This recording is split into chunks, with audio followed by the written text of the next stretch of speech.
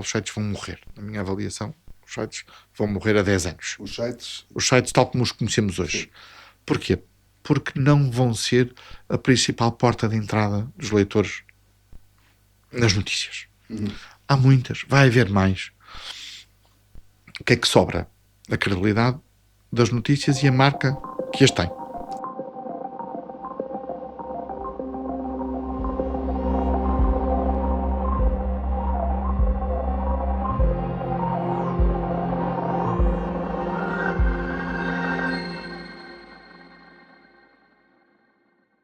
Bem-vindos ao IMAN, o podcast da LIVRE que dá voz a líderes que, com a sua visão e práticas, estão a impactar de forma positiva a sociedade, as pessoas e o mundo. Hoje recebemos António Costa, diretor do ECO, para uma conversa sobre a evolução do jornalismo económico e o futuro dos mídias em Portugal.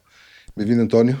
Olá. Bem-vindo, bem-vindo à nossa casa. Bem-vindo à tua Aqui casa. Aqui numa posição um bocadinho estranha, não é? Exatamente. Que é um jornalista a ser entrevistado. Trocámos de papéis. Mas tu não és só um jornalista, tu és muito mais do que um jornalista e era por isso que eu queria começar. Sim. Quem é que é hoje o António Costa? É um publisher? É o acionista do meio de comunicação social? Continua a ser um jornalista? Sou isso tudo, mas eu sabes que a minha essência continua a ser a do jornalismo, sabes? Eu realmente gosto de fazer notícias, de escrever notícias. Eu acho que os meios perderam um bocadinho, eu acho que esse sentido de urgência e de apelo pela notícia, pela mais simples das notícias. E eu acho que isso continua a ser o que nos diferencia de tudo o que é comunicação em termos mais amplos. A comunicação mudou muito, há muitas formas de comunicação, os leitores estão em vários sítios. Na verdade, o que nos distingue verdadeiramente, olha, da tua empresa, o que nos distingue de outras formas de comunicar é a notícia. E eu acho que o jornalismo, em algum momento, perdeu aqui esse sentido quase de responsabilidade, de utilidade pública sobre a notícia, porque foi à procura de outras coisas. Eu, pessoalmente, nunca perdi essa dimensão, embora, de facto, o meu tempo hoje, eu sou um acionista por acaso, confesso-te, um empresário de mídia, um bocadinho por acaso, porque... Por acaso, por necessidade, eventualmente? Sim, por necessidade, por necessidade de desbloquear saídas e soluções, mas nós, quando fundamos o ECO, eu e o Paulo Padrão, fomos nós próprios acionistas e dissemos aos investidores: nós estamos a pôr o nosso trabalho e o nosso capital, vocês estão a pôr o vosso capital. Se isto correr mal, nós perdemos o capital e o emprego, vocês perdem o capital, portanto achamos que apesar de tudo, um trade-off justo, pelo menos. E estávamos a pôr dinheiro onde estavam as nossas palavras. Pronto. E eu acho que isso foi muito importante para convencer um conjunto de pessoas a investir no ECO. Mas éramos acionistas promotores com pouco capital. Em termos percentuais, começamos com os dois com, se a memória não me falha, 2,5%, 3%, 1,5% cada um, mais ou menos. O percurso, a função de diretor num projeto que é uma startup, na verdade, não é? Começamos com 20 jornalistas, 23 pessoas ou 24 na equipa, a equipa toda, a empresa, 18 jornalistas, 4 ou 5 Swipe pessoas. News, não é? Swipe News. Tem uma história engraçada a criação desse nome, mas nós somos obrigados a fazer um bocadinho de tudo. Obviamente nós decidimos, eu e o Paulo partilhou muito isso comigo, que é, nós somos uma empresa de jornalismo, fazemos notícias, nós podemos cair por muita coisa. Podemos falhar porque o mercado não nos quer. Podemos falhar porque a concorrência é melhor que nós. Podemos falhar porque fazemos mal. Não podemos falhar por não sermos rigorosos e independentes. E, portanto, isso traduz no nosso modelo de organização. Portanto, no fundo, tu, como publisher, como acionista, publisher e diretor, o que tu andas sempre atrás das pessoas é: vocês lutem pelas notícias, nós queremos notícias aqui. Portanto, esse, no fundo, é o modelo. É o modelo de ter notícias exclusivas em primeira mão. Sim, boas. Obviamente com contexto, com profundidade, mas com notícias. E às vezes esse papel triplo não é fácil. E o papel de acionista relevante, como sou agora, é mais recente. No início era um papel de acionista promotor, com pouco capital, mas enfim, com uma função relevante. E dividimos, eu e o Paulo, as funções de uma forma muito clara. O Paulo estava na gestão comercial, está administrativa, financeira, entrava na gestão editorial. Exato.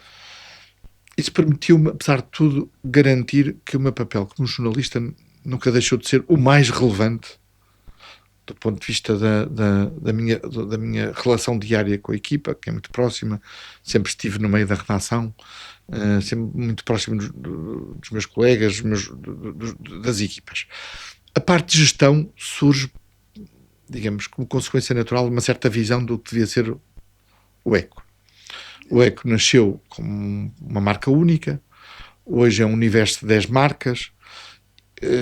Eu sempre fui muito... São os tais verticais que vocês e que na verdade, devo dizer, são órgãos de comunicação social registados na ERC como tal. Okay. Cada um deles tem um diretor, que sou eu, e tem um diretor executivo, e tem um registro na ERC, tem um manifesto editorial, um estatuto editorial, é obrigado a cumprir todas as regras que o ECO cumpre. Portanto, no fundo é um universo que obviamente o ECO é o mais relevante, mas cada marca vale por si e tem, digamos, até do ponto de vista jurídico e das responsabilidades éticas e deontológicas, certo, as mesmas responsabilidades do ECO, porque não é uma secção, não é um vertical nesse sentido. Nós também aqui usamos internamente a expressão vertical por facilidade de linguagem, mas é na verdade um meio de comunicação social quase que autónomo. Sim, e com juridicamente com as mesmas exigências que se colocam ao ECO. Não tem a mesma dimensão, tem as mesmas exigências de prestação de contas, de cumprimento de regras éticas e deontológicas, de escrutínio da parte da Comissão da Carteira Profissional ou da ERC, da entidade reguladora. É um projeto jornalístico à série. Agora, esse crescimento, essa dimensão de gestão, obrigou-me também, obrigou-me, entre aspas, que eu faço com gosto porque eu gosto. Porque acho que o problema dos mídia, nós temos vários problemas, embora eu seja muito otimista. Mas nós já vamos aí às questões dos mídias. A gestão ocupa-me com gosto, não é uma obrigação, porque eu acho que o posicionamento no meio é um momento crítico de consistência. E, portanto, eu sempre fiz muita questão. Obviamente, nós temos que ter notícias em primeira mão, temos que ser independentes, temos que ser rigorosos. Eu próprio escrevo muitas notícias, eu gosto de escrever muitas notícias, eu entrevisto muitas pessoas, portanto, não estou no papel que, pronto, cada diretor... Eu tenho uma pesquisa especial para detectar notícias de alguns jornalistas e tu estás nessa pesquisa especial. E eu escrevo muitas notícias mesmo, porque gosto de escrever, porque me dá gozo de escrever, porque acho que é importante. Porque isso me permite, até na opinião, manter uma ligação muito próxima com as pessoas, com os leitores, com as fontes.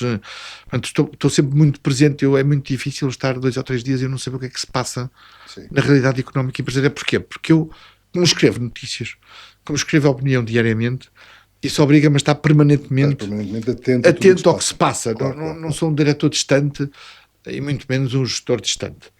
A dimensão de gestão fascina-me, porque eu acho que um dos problemas dos mídias, já lá vamos sim, mas é o foco e os problemas de gestão. Na minha dimensão pessoal, como eu te disse, se tu me perguntas o que é que eu sou jornalista. Não sou um acionista, também sou, né? E hoje até sou o acionista maioritário da empresa que tem a posição maioritária na Swipe News, que é dona do ECO. Mas eu sou um jornalista e eu vou dizer, eu tenho uma carteira com os meus documentos, e o único documento que é visível, porque a carteira tem uma parte visível e invisível, é a de jornalista, é da carteira profissional de jornalista, porque eu sou intrinsecamente jornalista. Tiraste Direito, ou começaste a tirar Direito? Eu não cheguei a concluir, mas andei em Direito e fiz Comunicação Social no Porto. E fizeste Comunicação Social também? Também no Porto. E na altura o Direito era o meu fascínio, de facto, mas entrei no Jornal Notícias em paralelo com a entrada em Direito. E na verdade não concluí nenhum dos cursos, para te ser franco. Sim, mas o jornalismo tirou-me do Direito e eu, ao fim de 2 anos, percebi que eu queria mesmo era ser jornalista. Portanto, eu entrei na vida económica. Tu estavas no Porto? No Porto. Eu sou do Porto, nasci no Porto, criado e estudei no Porto. Comecei a trabalhar no Porto, na vida económica, em 89, com 18 anos. Ok. Na verdade, por um acaso, sabes? Porque não entrei em História, que eu também gosto muito, e tive um ano, não entrei na licenciatura de História. O que é que eu vou fazer? Concorri a uma série de coisas. Naquele ano, tipo, não era sabático, vou melhorar a nota. À data do 12º ano, como te recordas, eram 3 disciplinas, era uma carga horária muito pequena. Vou recordar, eu ainda apanhei a famosa PGA, Prova Geral de Acesso. Exato. E eu disse, bem, tenho que fazer alguma coisa, não vou ficar um ano parado à espera de concorrer, vou trabalhar. Concorri uma série de coisas e apareceu-me essa oportunidade da vida económica, que era uma coisa absolutamente, para mim, imprevisível. Foi... E eu gostei tanto. Havia o Semanário Económico em Lisboa, E a vida económica no Porto, bastante mais segmentada para a área mais micro, pequenas e médias empresas, micro, pequenas empresas, muita contabilidade, muita fiscalidade, uma dimensão mais técnica, digamos assim. Exato. E eu acabei por gostar tanto de lá estar que, em paralelo com a formação em jornalismo, acabei por ir parar a um estágio no Jornal de Notícias. E fiz um estágio em agosto 91, se a memória não me falha. Estive lá um mês, também gostei muito. Felizmente, como já levava, apesar de tudo, com todas as dificuldades, com todos os problemas, na aprendizagem de um estagiário, alguma capacidade de mexer dentro de uma redação, aquilo correu-me bem. E em 92 fui convidado para entrar no Jornal de Notícias. E, portanto, eu, na verdade, o meu começo profissional é na vida económica, logo em economia, e, portanto, eu sempre fiz jornalismo económico desde o primeiro dia. Eu devo dizer, o Jornal de Notícias tinha uma boa regra, não sei se tem hoje, que quem entrava, nomeadamente estagiários ou júniores, tinham que passar um período noutra secção, numa de 2 secções. O Grande Porto, local, ou desporto. No fundo, naquela lógica da tarimba, não é? Pronto, vais entrar, mas primeiro vais saber escrever, vais fazer uma notícia da A a Z, vais não sei o quê. E eu, na altura, deram-me a escolher, eu escolhi o Grande Porto, o local. E foram uns meses, quase um ano, que estive no local. E, portanto, foi o período em que eu realmente aprendi o gosto pelas notícias. Porque o local, e no Jornal de Notícias à data, era muito de proximidade. Portanto, eu escrevia sobre incêndios, sobre violência doméstica, sobre assaltos, sobre acidentes de carro, sobre... jornalismo do dia-a-dia. Do dia-a-dia. Havia o Público Porto, que tinha nascido nessa altura, que era uma também secção, um local Porto. E eu, portanto, na altura havia um secretário-geral da redação, que era jornalista, que decidia, fazia a ronda para a polícia, para os bombeiros. Tive um ano quase a fazer isto. E isso deu-me uma cultura, eu acho, noticiosa, que foi muito importante para mim. E que me marcou. Que hoje em dia não acontece. Não. E que deveria acontecer. Deveria, porque eu acho que, de facto, esse estágio dentro da própria redação do Jornal de Notícias e o Jornal de Notícias à data, a ter o jornal mais vendido e com uma redação gigante. Sim, vendia 150 mil exemplares, era uma coisa impressionante. 80 jornalistas, 90 jornalistas, tinha correspondentes em todo lado, nomeadamente a Norte, obviamente. Deu-me um ritmo de trabalho jornalístico que foi muito útil para a minha vida. E, portanto, ao fim desse ano, voltei à economia, porque era realmente onde eu acrescentava alguma coisa, mas vinha com um ritmo muito acentuado de notícias. E, portanto, o Jornal de Notícias sempre foi um jornal, como o nome indica, de notícias. Na verdade, sempre foi um jornal de notícias. E essa cultura ficou-me desde o início, e, portanto, eu hoje o que mais gosto, quando perguntas o que é que gostas mais de fazer, nem é de entrevistar, nem é de escrever opinião, nem é de fazer comentários, é mesmo de escrever notícias e, sobretudo, confesso, para a concorrência que nos ouve, e de certeza que ouve, dá muito gozo dar notícias antes dos outros. Eu confesso que é a coisa que me dá mais prazer é escrever uma notícia e dá-la em primeira mão e poder dizer, revelou o Eco em primeira mão. Dá-me notícias escritas por mim, como obviamente pelos meus colegas, mas isso depois no final do dia é o que me faz mais vibrar com a profissão e que me fez, de resto, nunca aceitar tantos desafios que tive para sair da profissão. Eu dizia mal ou bem, meio a sério, meio a brincar, eu acho que faço razoavelmente isto. Não sei se farei igualmente bem ou como faço outra coisa qualquer, portanto melhor é ser bom naquilo que faço e continuar a fazer razoavelmente o que faço do que fazer outra coisa qualquer. E aí eu atesto que fazes bem. E a tua vinda para Lisboa? Tu, na altura, sais do Jornal de Notícias, mas continuas com uma carreira jornalística? No Porto ainda, porque eu saí do Jornal de Notícias e na altura, eu recordo meu pai, tendo desaparecido, achava uma absoluta loucura, porque o Jornal de Notícias é mesmo a instituição, a Norte, não é? E continua a ser, enfim. E na altura saio para o Diário Económico, para uma delegação do Diário Económico no Porto que tinha 4 pessoas, portanto eu decidi sair. ao fim de 2 anos e pouco, no Jornal Isso, Notícias. estamos em 92, 93. 93, 94, saí no final, início de 94, final de 93, início de 94. Tive cerca de 2 anos no Jornal Notícias. E repara, estava nos quadros do jornal, repara o nível de oportunidades que existiam no jornalismo, que tu bem sabes, naqueles anos não tem comparação com a realidade que nós vivemos Pois hoje. não, pois não. Eu entrei no Jornal Notícias no dia 1 de abril de 1992 e comigo entraram mais 12 pessoas. Entramos 12 ou 13 pessoas no mesmo dia. Todos jovens, ou a sair de cursos de formação de jornalismo, ou a sair colaboradores do JN na altura, mas jovens, 12 de uma vez, de uma assentada, todos distribuídos pela redação do Jornal Notícias. Veja qual é a redação que mete 12 para os quadros, todos Sim, para os sim, quadros. sim, sim. Isto é, não Aconteceu é, mesmo no público uns anos antes. Sim. Entramos vários Tivemos nesses dias. ali oportunidades de facto únicas. Sair para o Diário Económico em 94 para o jornal, enfim, eu devo dizer que o meu pai nem conhecia o Diário Económico na altura. E dizemos, achava muito estranho, mas como é que tu vais sair do Jornal de Notícias? Isso para o Diário Económico, para uma delegação no Porto, para um jornal que eu nunca ouvi, e que eu vi era obviamente um segmento, não é? Mais, enfim, do que é hoje jornalismo económico. Mas saí porquê? Porque saí porque à data convidou-me o Nicolau Santos. Tinha ido para diretor e estava a formar uma equipa com a contratação de vários jornalistas. Entrou o Celso Filipe, que vai estar no Jornal de Negócios, entrou o Sérgio Figueiredo, que estava à altura no Expresso, e havia um reforço e um projeto muito estruturado do Diário Económico. E eu no Jornal de Notícias achava que de facto o jornalismo económico era muito limitado para as minhas ambições. Nunca foi uma prioridade no Jornal de Notícias. Claro. Obviamente era uma secção de um jornalismo muito popular, de um jornalismo económico, que obviamente também é muito importante. É evidente. Na realidade, na altura, estávamos no meio do cavaquismo e estávamos no meio de uma expansão brutal da economia. E eu queria fazer outro tipo de jornalismo económico. E aquilo para mim foi uma oportunidade. E portanto entrei no Jornal de Notícias, no Diário Económico no Porto, e rapidamente percebi que tinha que vir para a redação em Lisboa, porque aquilo também para mim sabia muito pouco. Era uma redação muito pequena, eram 4 pessoas, não vivia num ambiente de redação como o que eu imaginava e como o resto tinha vivido, e muito bem, com a experiência no Jornal de Notícias.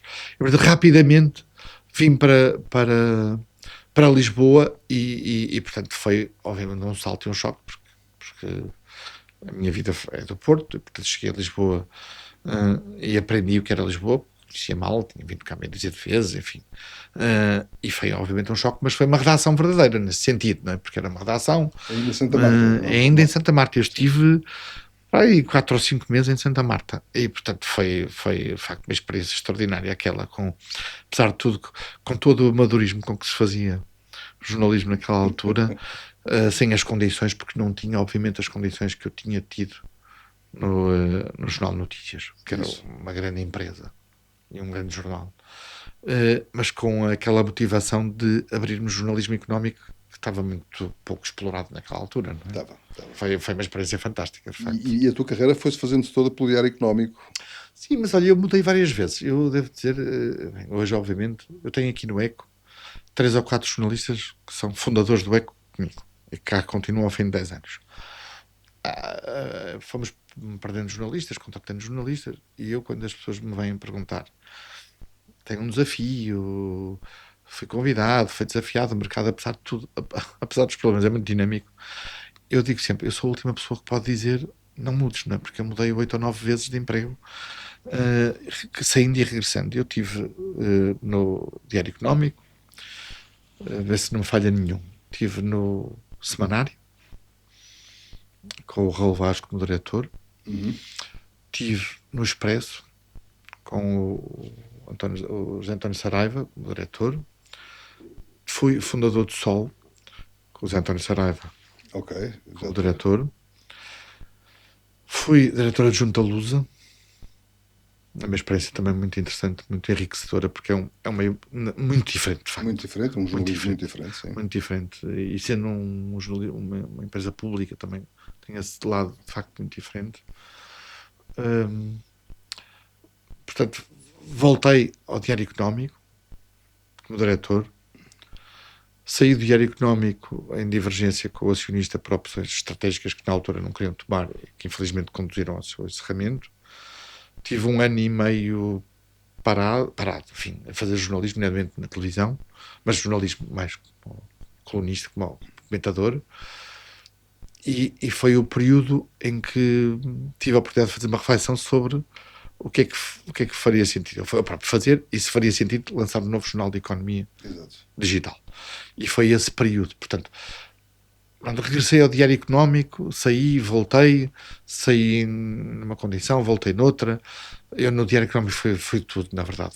Fui desde estagiário, jornalista jovem, e saí do Diário Económico, fui editor, fui editor executivo, fui subdiretor, fui diretor adjunto, fui diretor. E neste processo nem sempre foi em momentos de promoção interna, foi entrar e sair.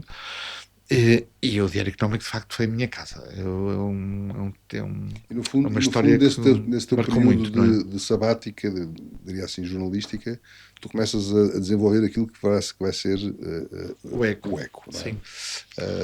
Tu já me falaste um pouco aqui de que a notícia é aquilo que tu mais valorizas, o ser jornalista dentro do jornal Eco é aquilo que tu mais valorizas. Na tua opinião, o que é que se tem passado com o jornalismo em Portugal e com o jornalismo económico em particular? Porque não soubemos perceber a mudança tecnológica, não é? Não soubemos. Também não nos preparamos para a mudança do sítio onde os leitores estão. E depois andamos um bocadinho à procura, um bocadinho de tudo, perdendo o foco do que é que nós deveríamos, qual era o nosso papel. Não é? Às tantas discutia-se no jornalismo em geral se as redes sociais eram jornalismo, não eram jornalismo. Nós temos o nosso papel. Eu não sou dos que abomina as redes sociais, tem muitos problemas, mas tem o seu papel. Acho que nós temos no jornalismo, eu acho que a principal responsabilidade, na verdade, é da gestão e dos acionistas. Eu tenho que dizer de forma clara, porque obviamente que as redações têm elas próprias os seus problemas, a falta de investimento na formação dos jornalistas, os salários que se pagam que são baixos, mas que na verdade, eu vou dizer provavelmente outra frase que é muito chocante, mas é a realidade, paga-se mal e paga-se mais do que se deveria pagar face à realidade empresarial das empresas jornalistas. Não há uma contradição nos termos. Não há uma contradição nos termos. A realidade dos resultados empresariais das empresas jornalísticas mostra que os balanços são desequilibrados. A verdade é que se paga mal. Portanto, estas duas realidades confluem em estratégias jornalísticas, digamos assim, empresariais e jornalísticas, que andam sempre muito atrás de soluções muito rápidas e com pouca capacidade de manter uma estratégia consistente. Porquê? Porque falta capital. Nós não fomos capazes de mostrar a investidores que vale a pena investir em jornalismo, porque o jornalismo também pode ser um bom negócio. Porquê é que eu não estou pessimista? Vamos ver. Tu tiveste nos últimos anos investidores na Mídia Capital,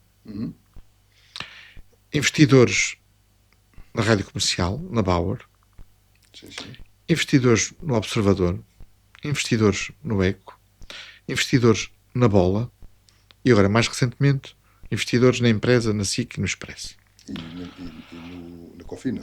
Exatamente, e no Grupo Cofina, exatamente. Portanto, tiveste, nos últimos 4 ou 5 anos, investimento a chegar ao setor. E eu vou manter aos investidores estrangeiros. Eu aqui até incluo o Ronaldo como investidor estrangeiro, no sentido que é um português, mas na verdade está fora, enfim, externo a este sistema em que nós vivemos. Estes investidores estrangeiros veem algum valor no mercado. Porque o mercado não é suficientemente grande, nem eles têm posição, vou dizer de uma forma clara, de negócios noutros setores aqui, para ter alguma vantagem competitiva de vou investir em mídia porque quero ali ter uma vantagem qualquer. Houve muitos investimentos em mídia que foram feitos ao longo dos últimos 20 anos. Infelizmente com essa atração. Que não tinha como objetivo... o jornalismo. Não tinha como objetivo o lucro, diria assim. Sim. Tinha como objetivo outros interesses. Eu costumo dizer, eu costumo dizer que o jornalismo tem um enorme valor social, continua a ter, apesar das dificuldades, e um baixo valor económico, refletido nas contas das empresas. Sim. Isto tende a atrair mau capital. Ao mesmo tempo que nós vimos estes investidores, grandes investidores, investir em empresas à procura do lucro e da sustentabilidade e do negócio, o caso dos italianos na empresa é evidente, querem ser o maior grupo de mídia na Europa. Portanto, e já são dos maiores, na verdade. Sim, 6,5 mil milhões, não é? Portanto, estão em vários mercados super sofisticados, olham para a SIG e para o Expresso e veem valor, e entendem, conseguem criar valor que no quadro atual não foi possível criar. Têm sinergias óbvias, enfim.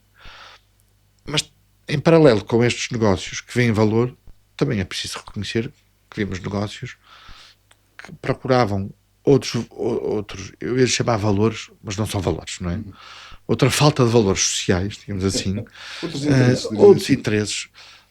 O caso que é hoje mais ou menos reconhecido como o Álvaro Sobrinho no grupo Global Media, é um caso evidente. Sim, talvez mais gritante. Grupos como o Tal e Qual, grupos como os acionistas do Diário Notícias Antigo, os antigos acionistas do Diário Notícias. Que procuravam outros interesses e não... Eu prefiro que seja o negócio, não é? Isto não criou, na tua perspectiva, uma insegurança muito grande nos clientes dos grupos de comunicação social, isto é, as empresas nos que leitores investem, e nos... Os leitores ainda vão... Também porque eles não são estúpidos, não é? E percebem as motivações e percebem, conseguem ler interesses. Assim, não é possível enganar todos a todo tempo, durante todo o tempo. Não é possível. E os resultados das empresas, as vendas, os resultados em termos globais mostram que os leitores fazem a sua avaliação do que está por trás daquela informação, não é? Também assusta investidores, admito que fosse chegar aí, investidores comerciais. Obviamente também assusta, também afasta, não assusta, afasta. Há aqui uma certa dissonância, deixa-me dar-te isto do ponto de vista do consultor de comunicação, uma certa dissonância entre aquilo que é o investidor publicitário, que investe em publicidade nos meios, que é a principal ainda fonte de receita dos meios, não é? E que vai continuar a ser. Nas televisões. Apesar de haver agora outros formatos de branded content que são muito interessantes, mas o que eu noto muitas vezes é que o justicialismo que às vezes existe nos jornalistas, que não tem a ver com os critérios editoriais dos jornais onde trabalham, mas com questões ideológicas que às vezes põem em causa os investimentos que possam estar a aparecer. Nós sabemos que sim. Ou seja, se fosse jornalismo puro, as coisas eram desculpáveis, porque há de facto a diferença entre as áreas comerciais e as áreas, editoriais. Vamos lá ver. Eu acho que se faz muito bom jornalismo em Portugal. E acho que há meios que obviamente têm condições para o fazer. Eu também vejo como tu, como leitor, que há notícias, há investigações, há se quiseres, jornalismo, que é mau jornalismo, que é um jornalismo direcionado, ou que é um jornalismo, eu gosto muito da palavra, engajado, ou ideológico. E sobretudo ideológico sem o assumir, não é? Porque também é sempre vendido, nós temos aqui pertence à objetividade e na verdade não é independente. Mas vamos lá ver, mas isso também te quero dizer, há disso no jornalismo, como há na assessoria de comunicação, como há na advocacia, como há em geral, não é? Portanto, eu acho que obviamente que não é fácil às vezes, porque perduram os meios que se arrastam e que depois por necessidade de sobrevivência pura estão disponíveis para inquinar o que é o seu jornalismo. E isso prejudica a todos, como quando há casos de advogados que nas grandes sociedades, é mais evidente no universo que nós conhecemos melhor, que são apanhados ou envolvidos em casos em que há má prática da advocacia, isso acaba por prejudicar a todos. Portanto, esse efeito é evidente, existe e acumula-se às alternativas que entretanto existiram. É que esses investidores depois têm outras alternativas de comunicação. As redes sociais é um caso evidente. A questão é essa, que as alternativas de investimento estão todas aí. Não é? Estão. Isso exige que se volte a duas condições que eu acho que são muito importantes. Do ponto de vista do exercício da profissão. Nós sabemos para que é que escrevemos. Nós preenchemos que mercado, não é? Eu não é que pergunto-me todos os dias isto, não é? E promovo esta discussão internamente, permanentemente. Nós não podemos perder de vista qual é o nosso mercado, quem é que nós queremos que nos leia. Estamos aqui a fazer que papel? Exato. Porque se esse papel não for claro para os leitores, se não for claro para nós, não vai ser claro para os leitores, obviamente, não é? E se não for claro para os leitores, às tantas dizemos assim, mas então estão aqui a fazer o quê? Se não é claro para os leitores, estão aqui a fazer o quê? Esse é um ponto. Do ponto de vista acho que obviamente continua a ser muito importante mostrar e ter rigor, credibilidade e independência. Eu acho que esses valores continuam a ser, no final do dia, muito importantes para os leitores e para os investidores comerciais. Há um tema que eu há pouco trazia, que eu acho que é de capital. Eu, por exemplo, acho que este governo, na verdade é o segundo governo, o primeiro era com o ministro Pedro Duarte na pasta, falhou o plano da comunicação social. É bondoso.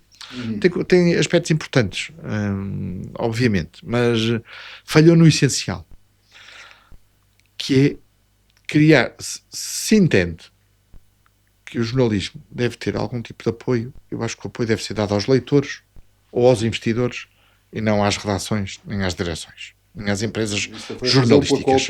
Recusei o apoio que foi dado na altura da pandemia. Exato. Até alguns apoios para os leitores, para os jovens subscritores, agora assinantes. Onde é que falhou? No capital. Deveria, em vez de se perder, digamos, ou desperdiçar foco e meios e recursos com apoios muito diversificados e pequenos que não produzem efeito, se o objetivo era criar um plano de apoio, caso de emergência, foi assim que foi apresentado. Então fazia-se um plano de apoio ao capital. Isto é, quem quiser investir em capital de empresas de mídia tem um plano de apoio fiscal até pode ser, digamos, com um prazo definido. Durante 3 anos, quem investir em capital das empresas deduz no seu IRC ou no seu IRS 50%, 100%.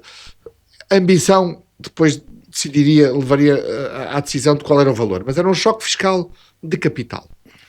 Voltamos aos apoios que são despesa corrente, que na estrutura de capital das empresas, com a estrutura de capital das empresas vai-se num instante. Claro. Vai-se num instante. Consome-se no dia-a-dia.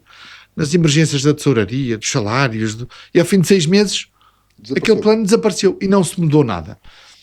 Para haver uma mudança estrutural nos meios e para que os meios possam, como há meios que fazem a mídia livre, é um caso evidente de um grupo de comunicação social que dá lucros. Sim. A mídia capital dá lucros.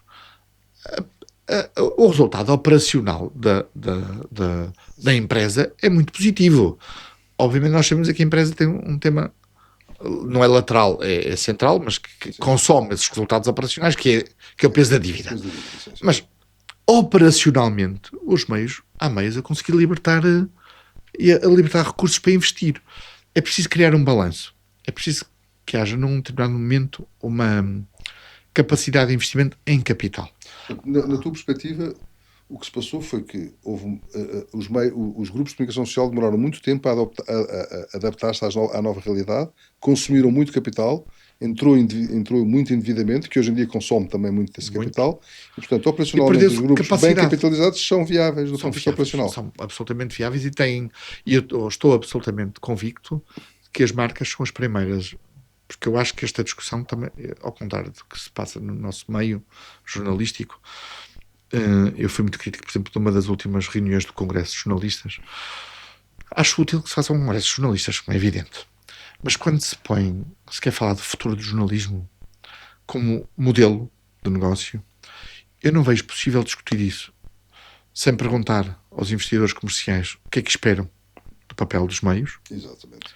Não vejo os últimos a ser ouvidos. E na verdade nunca foram ouvidos. Do ponto de vista estrutural nunca foram ouvidos. E hoje, na verdade, também não é possível fazer uma reflexão que seja útil, estrutural e transformadora sem ouvir as tecnológicas. Não é possível. Eu posso não querer, mas não interessa o que eu não quero. Isto é, nós sabemos que a Meta tem muita relevância, A Google tem muita relevância. Agora, plataformas como o ChatGPT e o Perplexity têm muita relevância na forma como os leitores usam e leem as nossas notícias. Portanto, discutir o futuro não é da qualidade jornalística, não é? Estou a falar do modelo de negócio empresarial. Sem envolver estas entidades, um caminho sem futuro, porque vamos continuar a alimentar-nos, que é basicamente o que temos feito. É esse, é que os congressos jornalistas têm sido um bocadinho o lamento muro de lamentação, que não temos condições, que temos direito a viver. Com toda a legitimidade, mas esse não é o tema. Mas não chega, não é? Não chega. Não viabiliza, não é? Eu não misturo o que é a exigência jornalística que deve ser feita entre os pares do que é o processo jornalístico. É a notícia, a discussão jornalística, pura e dura. E essa é para ser feita dentro das relações. O modelo de negócio dos meios não pode ser feito só dentro das relações, porque o modelo de negócio mudou e eu partilho isto, que enfim, está nas nossas contas e é mais ou menos público. Não, o display, a publicidade, no eco vale para aí 15 a 20% da receita. Tu tens que ir à procura de fontes alternativas de receita. E estamos a conseguir. Este ano de 2025, que está agora a terminar, será o primeiro ano em que vamos apresentar resultados operacionais positivos. E devo dizer que nós não temos dívida. Os nossos acionistas sempre nos apoiaram e acreditaram no projeto. Portanto, EBITDA igual a resultados, praticamente. Basicamente.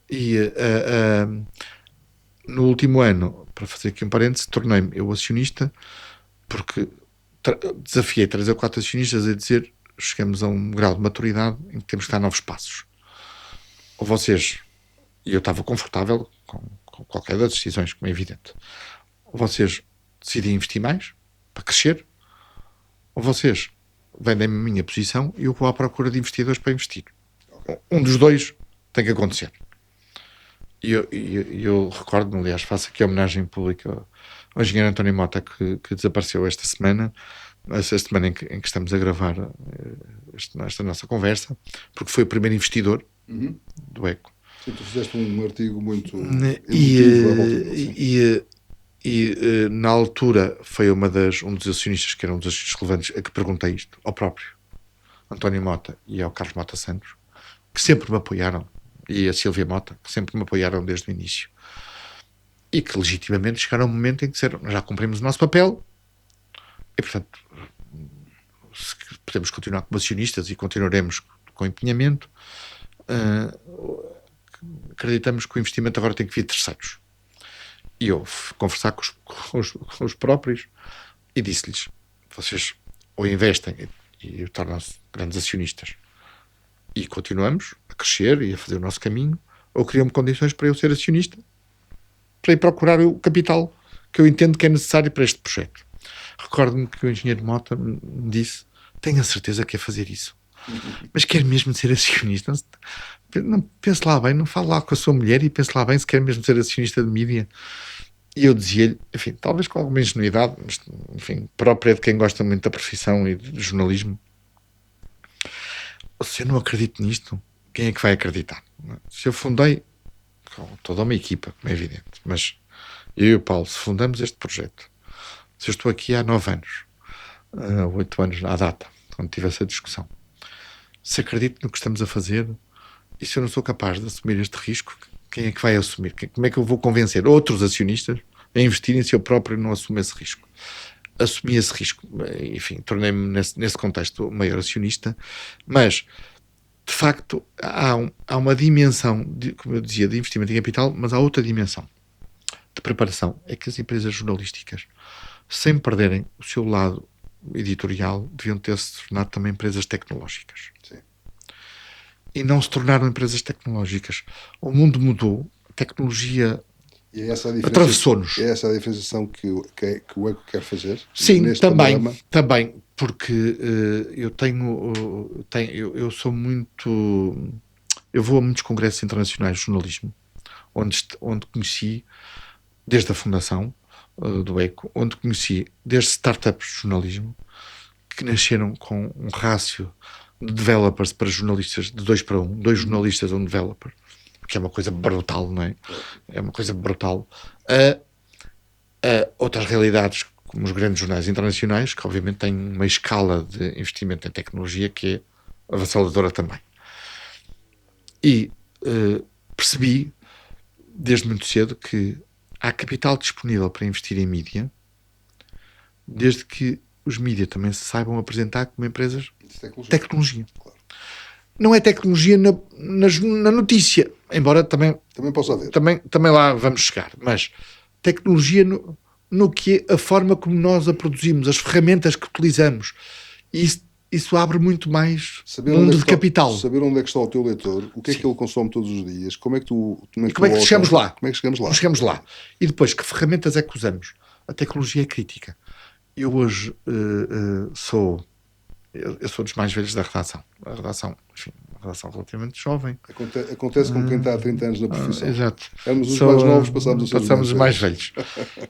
Mas e a redação sabe isso, desde a minha direção até a redação, sou o maior dos entusiastas da transformação e da inteligência artificial nas redações. Era a pergunta que eu queria fazer a seguir.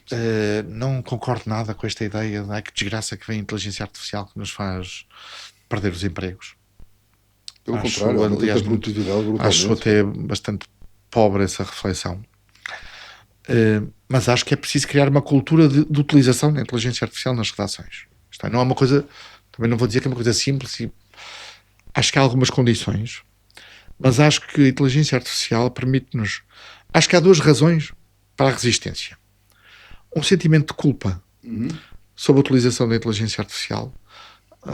Noto muito em todas as redações, e a minha, pela natureza mais jovem, até mais disponível aqui no ECO, mas que é o sentimento de quase plágio. Estamos a copiar alguma coisa. Não estamos a ser honestos a fazer isto. Ponto 2. Eu também acho, obviamente, um certo receio de perda, não é do emprego do próprio, não é? De esvaziamento do papel jornalístico no meio disto tudo, e às tantas são máquinas que fazem notícias. Eu devo dizer, para quem não sabe, que uma empresa jornalística tão rigorosa como a Bloomberg já tem 30%, 40% das suas notícias feitas por inteligência artificial e verificadas por editores. E, portanto, que é o papel. O que é que isso permite? Eu chamo-lhe um jornalismo aumentado. Permite um jornalismo aumentado. Que é o quê? Permite libertar os jornalistas para outras histórias que são verdadeiramente de valor acrescentado. Eu, pessoalmente, devo dizer que uso hoje muito, e nós já começamos a integrar ferramentas de inteligência artificial no nosso site. Estamos num processo de avaliação muito profundo, e eu ando a desafiar parceiros que me desafiem, no sentido, parceiros tecnológicos. Certo. Vocês vêm de outras áreas, estão na tecnologia, fazem isto, olhem para um jornal, o que é que podia ser feito? Não é? O que é que vocês acham, sem conhecerem uma redação, que pode entrar numa redação e transformar uma redação? Eu tenho a ambição de que o ECO seja verdadeiramente um meio que utiliza de forma responsável e de forma pesada a inteligência artificial na produção noticiosa, garantindo duas coisas. Quando eu digo utilização responsável, é ética e ideologicamente exigente. Exato. Com a partilha de informação aos leitores de quando está em causa notícias escritas pela inteligência artificial e editadas por um jornalista. Os editores, os leitores, eu acho que têm o direito, eu diria, nesta fase, eu acho que há 10 anos isto vai mudar. Vai mudar muito, sim. Mas nesta fase de adoção muito muito cedo da inteligência de ferramentas, acho que é muito importante que a credibilização se faça com os leitores, dizendo aos leitores: vocês estão a ler uma notícia que foi escrita por inteligência artificial e verificada e editada por um editor. Porque isso vai nos mudar a capacidade de fazermos mais jornalismo. Mas isto vai ter outra consequência. É que os sites, eu também digo aqui, vou dizendo de uma forma mais ou menos informal, os sites vão morrer. Na minha avaliação, os sites vão morrer há 10 anos. Os sites tal como os conhecemos hoje. Sim. Porquê? Porque não vão ser a principal porta de entrada dos leitores nas notícias. Há muitas, vai haver mais. O que é que sobra? A credibilidade das notícias e a marca que as tem. E a marca que este tem, e o nome do E jornalista. o nome do jornalista, obviamente. Edita e Isso vai ser o essencial que é preciso preservar. Mais do que preservar, obviamente hoje já toda a gente dá como adquirido que o papel tem um fim anunciado. Vai ter outras fórmulas. Pode ser um semanário premium, pode ser uma revista, pode ser... Vocês já fazem aqui também. Sim, fazemos edições premium anuais, periódicas, trimestrais, enfim. Eu diria que também vamos ter que deixar de olhar para o site como a única plataforma com que falamos com os nossos leitores. E consegues-me antecipar que plataformas são essas? Não, eu não, se eu soubesse eu fazia-as, não é? Mas as que são hoje vão ganhar, os que existem hoje. Tu tens que estar, no fundo, alerta para o que possa vir a acontecer. E isso tem uma transformação muito, muito essencial. O processo de construção de uma notícia, os nossos leitores, quem não pertence à profissão, lê as notícias e não está a pensar como é que ela foi construída. Ela tem um processo, não é? Claro. Que não mudou quase nada nos 100 anos. O que mudou é, em vez de escreveres depois para o papel, escreves para o online. Hoje, obviamente, o online dá competências, utilizas o som, o vídeo, acrescentas coisas, mas o processo da notícia, no seu modelo mais simples, começa com um jornalista que tem uma informação, ou que lê um relatório, ou que tem uma fonte que lhe diz alguma coisa, a interação com os seus editores, a decisão com a direção e a publicação. De uma forma muito simples. No fundo, um novelo de lã que ele vai puxando, vai investigando e vai... O que eu acho, e tenho partilhado essa reflexão com a equipa, e com pessoas até externas à equipa, é que o workflow dentro de uma redação vai ter que mudar. E parece-me, isto vai ser, eu acho, muito rápido. Portanto, eu na minha cabeça, os planos, nesta altura, consigo visualizar a 36 meses. E são poucas as empresas que conseguem fazer mais do que isso. E na nossa profissão, hoje, eu consigo ver a 36 meses, não consigo ver a mais. Mas, a 36 meses, o que é que eu te digo? Que profissões como engenheiro de dados dentro de uma redação, que, através de ferramentas de inteligência artificial, recolhe notícias, está, obviamente, balizado pelo que são os nossos critérios e os nossos objetivos. Sim. E constrói depois algoritmos proprietários para que algoritmos que permitam extrair informação, e é ele que a distribui aos redatores. Os redatores têm informação e constroem notícias a partir disso, e depois o processo de construção da notícia vai ter que ser agnóstico ao meio que vai ser distribuído, porque a notícia vai ter que ser construída, e não vai ser construída como é ainda hoje, para o site do dia seguinte, ou para o jornal ainda em papel do dia seguinte, ou para o semanário de sábado ou de sexta, mas vai ter que ser construída e depois vai ter que ser formatada. Ela está construída na sua base, na sua essência, e a notícia está ali, ou o trabalho está ali, e depois vai ter que ser empacotado de forma diferente e com responsáveis diferentes para várias plataformas. Claro, pode ir para a rádio, pode ir para vídeo, pode ir para escrita. Ao contrário, hoje, o que é que acontece?